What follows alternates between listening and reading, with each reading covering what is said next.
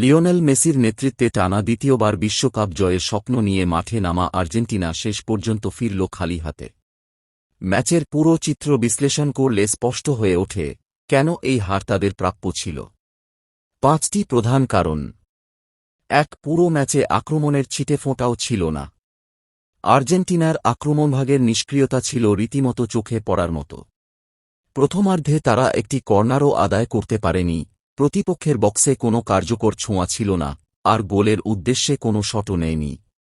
ম্যাচের ৭৮ মিনিট পর্যন্ত স্পেন যেখানে ১০টির বেশি শট নিয়ে ফেলেছিল, আর্জেন্টিনার খাতা তখনও শূন্য। পুরো নির্ধারিত সময়ে তারা কার্যত কোনো উল্লেখযোগ্য আক্রমণ তৈরি করতে পারেনি। অতিরিক্ত সময় গিয়ে মেসির একটি দূরপাল্লার শট আর জুলিয়ানো সিমিওনের একটি সুযোগ ছাড়া বলার মতো কিছুই ছিল না।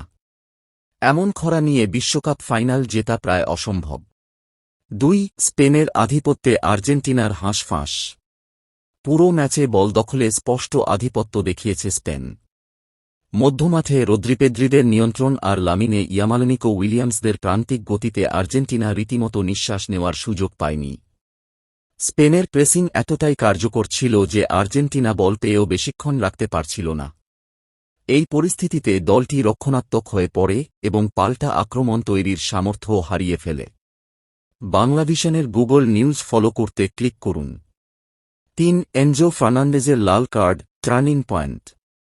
নির্ধারিত সময়ের একেবারে শেষ দিকে দ্বিতীয় হলুদ কার্ড দেখে মাঠ ছাড়তে হয় এনজো ফার্নান্দেজকে। এমি মার্তিনেজের একটি দুর্দান্ত সেভের পর ফিরতি বলে কুবার্সির সঙ্গে সংঘর্ষে জড়িয়ে তিনি সরাসরি লাল কার্ড দেখেন।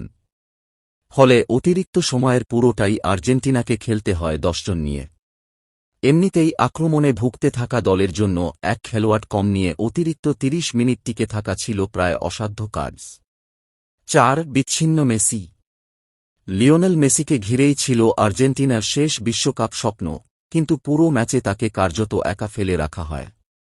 খেলোয়াড় বদলের পর এক পর্যায়ে দলটি কার্যত ৫ জন ডিফেন্ডার ও ৩ মিডফিল্ডারের সঙ্গে একমাত্র আক্রমণভাগে মেসিকে রেখে খেলতে বাধ্য হয়, বল সরবরাহের অভাবে যা তাকে প্রায় নিষ্ক্রিয় করে দেয়। হুলিয়ান আলভারেজকে তুলে নেওয়ার পর পরিস্থিতি আরও কঠিন হয়ে পড়ে। ফলাফল, আর্জেন্টিনার সবচেয়ে বড় অস্ত্র শেষ পর্যন্ত ধারালো হয়ে ওঠার সুযোগই পায়নি। ৫. রক্ষণের ভুল। অতিরিক্ত সময়ের বিরতির পরপরই মাত্র ৩৭ সেকেন্ডের মাথায় গোল হজম করে আর্জেন্টিনা। ডান প্রান্ত থেকে পেদ্রো পোরোর ক্রস, নিকো উইলিয়ামসের হেড হয়ে বল পৌঁছায় ফেররান তোরেসের কাছে, আর তিনি তা জালে জড়ান।